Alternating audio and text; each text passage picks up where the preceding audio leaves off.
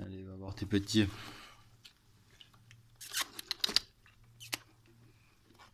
Alors les petits. Petits.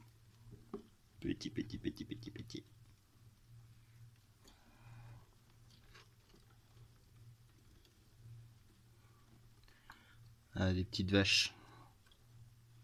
Les petites vaches.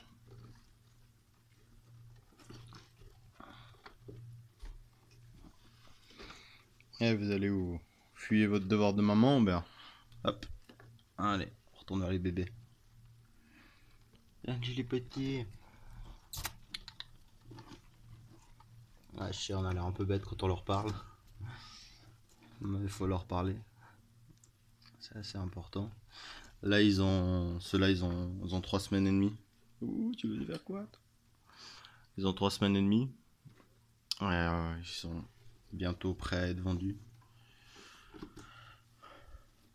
Il y a un petit peu de tout. Il y a des huskies, comme c'est là. Voilà. Puis sinon, il y a ce que j'appelle des vaches. Détachées, comme cela. Moi, j'appelle ça des vaches. Il y a des agoutis, comme celui-là, couleur naturelle du rat. Et puis, je crois que c'est tout ce que j'ai.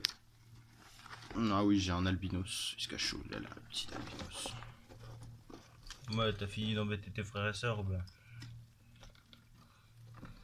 J'essaie de le prendre plus près. Là. Toit de la maison qui me tombe sur la tête. Voilà. Je voulais filmer cette portée parce que je les trouve assez jolie. Là, il y a une des mamans. Ah, elle m'a fait qu'un albinos. Ah, puis là, il y a la deuxième maman. Celle-ci, je l'ai achetée en animalerie. C'est toujours des rats qui sont un peu plus peureux, ceux qu'on achète en animalerie. Parce que c'est souvent des rats qui n'ont aucun contact avec l'homme quand ils sont petits. Vous voyez, j'arrive. J'ai de la peine à la prendre, elle se laisse pas faire. Voilà, ça va encore. Ça va encore. Voilà, alors celle-ci elle est achetée en animalerie, c'est pas une pure husky, mais à mon avis c'était un mélange. Puis on voit sur sa tête. Donc voilà. Chez les rats, il n'y a pas de race, il n'y a que des types. Voilà, c'est pas comme les chiens où on voit des bulldogs, des pitbulls, des saint-bernard. Ah, c'est pas du tout pareil en fait. Tous les rats sont de la même race. Ensuite, il y a les types, c'est-à-dire les couleurs du rat. Et à la base, voilà, à la base, le rat c'était ça, c'était un agouti. Et quand l'homme a commencé à le domestiquer pour ses expériences, le rat n'avait plus besoin de se camoufler dans la nature, donc il a changé de couleur gentiment. Et ensuite, on a pu faire des mélanges avec des rats de différentes couleurs, ce qui donne ce genre de choses. Mais après, il y a des types qui sont plus reconnus que les autres, comme le type husky. Celui-ci, je crois que c'en est un. Je vais essayer de le tromper. Et tu vas où, toi? Voilà, ça c'est un husky. Pas tout à fait. Là, il y en a un. Voilà, celui-ci c'est un husky avec le triangle sur la tête. Il y a bien évidemment les bien connus, les albinos. Comme ceux-là, blanc et yeux rouges. Ça c'est aucun type. C'est pas des types à proprement dit, moi je les appelle les vaches. Il y a les unis, ceux qui ont qu'une seule couleur. Les hooded, ceux qui ont la tête noire et le corps blanc. Il y a encore d'autres types, je les connais pas tous par cœur. Il y a les bershkir noirs avec le ventre blanc. Mais en fin de compte, il n'y a pas de bâtard à proprement dit. C'est pas parce qu'on va acheter un husky qui sera plus intelligent qu'un autre type. Ça n'a absolument rien à voir. Le plus important, c'est quand même de regarder au feeling quand on veut choisir un rat. Quand on met la main, on ressent un peu ceux qui sont plus proches. Voilà, c'est tout ce que j'ai à dire. Voilà, moi je vous conseille, évidemment, même si c'est pas chez moi, même si vous n'êtes pas dans la région, je vous conseille d'acheter chez un particulier. De pas acheter en animalerie. Pourquoi? Parce que les rats d'animalerie, on peut tomber sur du bien.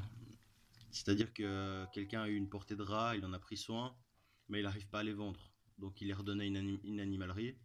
L'animalerie se chargera de les vendre. Donc ça sera des super rats comme des rats adoptés dans une maison. Et il y en a d'autres, ça peut être très bien un éleveur de serpents qui va et qui dit tiens j'ai des rats, je veux les vendre, et puis il les vend, et puis ces rats ils n'ont jamais été touchés. Donc de toute façon si vous allez en animalerie, moi ce que je vous conseille c'est d'abord demander à les voir d'abord. et à lui demander qu'elle puisse en prendre un dans les mains, la vendeuse. Et vous verrez tout de suite, si le rat il se laisse pas du tout faire, et il court dans tous les sens et que la vendeuse n'arrive pas à les attraper, moi je vous déconseille fortement de les prendre. C'est souvent des rats qui sont presque irrécupérables. Ils sont pas irrécupérables, mais disons que vous aurez jamais, pour moi, d'après ce que j'ai vécu avec tous mes rats, j'ai eu beaucoup de peine à rattraper ceux qui étaient en animalerie et qui étaient un peu sauvages, que ceux que j'avais depuis en particulier. Donc voilà, je vous parle de mes expériences évidemment. Après, je dis pas que j'ai les réponses à tout, que je connais le rat par cœur. Mais moi, je vous parle seulement de mes expériences. Puis chez les particuliers, il faut regarder en général l'hygiène de la cage. Bon là, j'ai pas fait la cage depuis 3 jours évidemment. Ils sont une dizaine là-dedans. Il y a encore quelques crottes puis des cacahuètes cassées. Mais l'état général de la cage, si vous voyez des aliments en putréfaction ou des choses comme ça, je vous conseille de vous méfier. Faut toujours être très propre dans les cages. C'est un signe chez les gens qui viennent, qui vendent des rats. Parce que voilà, des rats c'est facile à reproduire, mais le plus dur c'est quand même de s'en occuper comme il faut. Il faut quand même beaucoup de temps pour s'en occuper. Il faut passer environ 10 à 15 minutes par jour avec eux, avec les bébés, dès qu'ils ont ouvert les yeux en tout cas. Sinon, ils prennent leur instinct sauvage. Alors la taille de la cage, moi je conseille pas de regarder, hein. C'est pas parce qu'il y a une grande cage que c'est forcément bien. Pourquoi? Tout simplement parce que dans une grande cage, le rat, quand on met la main, par exemple comme là, je mets la main, bah, il peut très bien aller se cacher dans un coin. Et moi, j'arriverai pas à l'atteindre avec mes mains, donc il viendra jamais vers moi. Tandis que là, ils sont obligés, dès que j'ouvre la cage, dès que je mets la main, je peux tous m'en rapprocher sans qu'ils puissent se cacher. Donc ils commencent à se faire à mon odeur plus facilement. Ils me connaissent, voilà, et ils me sentent, on voit qu'ils connaissent mon odeur. Chaque fois que je rapproche la main, ils mettent le nez dessus. Dans une grande cage, le problème, c'est que quand ils peuvent aller se cacher et tout, ils partent, bah, ils retrouvent un petit peu leur instinct sauvage à fuir. Et c'est pas une bonne chose. Par contre, une fois que je les ai vendus, pour ceux qui veulent les prendre chez eux, je leur conseille peut-être de commencer avec une petite cage, s'ils en ont une qui, je sais pas, à la cave ou quelque chose comme ça. Commencer avec une petite cage pendant quelques semaines. Ok, c'est peut-être moins intéressant à regarder, mais vous, ça vous permettra de vous familiariser avec le rat d'abord, éviter qu'il ait se planquer partout, comme je dis. Et ensuite, vous pouvez, une fois qu'il s'est bien habitué à vous, acheter une très grande cage, la taille que vous voulez. Et là, ils viendront vers vous tout seuls en général, même avec la grande cage. Ils n'auront pas pris cet instinct de fuir tout le temps. Le rat, c'est pas comme un chien, hein. Ça demande un petit peu plus de temps quand même pour qu'il s'adapte à nous. Il y a des périodes où ils ont plus peur. Moi, je dirais que là-bas, ils sont encore petits. Mais dans 2 semaines, ils auront peut-être plus peur pendant quelques mois. Et après, ça va revenir. C'est le rat, plus il vieillit, plus il devient attachant envers nous. Plus il devient câlin, entre guillemets. C'est quand même des animaux qui sont assez des merdes.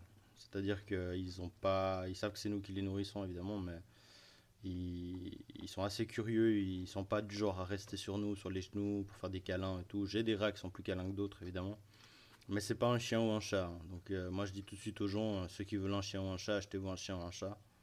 Le rat c'est pas pareil. Par contre ils sont tout à fait dressables, hein. Moi je leur ai appris à revenir au grand. Là j'ai une vidéo où je montre. Vous pouvez la trouver sur ma chaîne. Ou alors, vous pouvez leur apprendre d'autres petits tours, c'est assez sympa, ils apprennent très vite, hein. Je pense qu'un ordre en 10-15 minutes avec de la nourriture et une bonne technique, ça va tout seul. Après, c'est des ordres qu'il faut répéter, parce que sinon ils oublient un petit peu. Et puis, ils travaillent que s'ils ont le ventre vide. C'est pas comme les chiens ou les chats qui font pour le plaisir, c'est vraiment à la nourriture, quoi. C'est des petits gourmands. Donc voilà, quoi. C'est tout ce que j'avais à dire sur les élevages et tout. Et puis, voilà. Moi alors ouais, juste encore une chose, c'est que je fais pas 36 000 portées à la fois. Moi j'essaie d'en faire une ou deux. Moi j'habite dans un appartement, donc je peux pas faire un élevage énorme. Faire une ou deux portées et puis bien s'en occuper, que d'en avoir une trentaine et puis que ça soit le bordel et puis que je leur donne juste de l'eau, je leur mets la gamelle et ça s'arrête là. Voilà, c'est ça la différence entre un élevage de serpents et un élevage de rats domestiques. Voilà. Allez sur ce, à bientôt.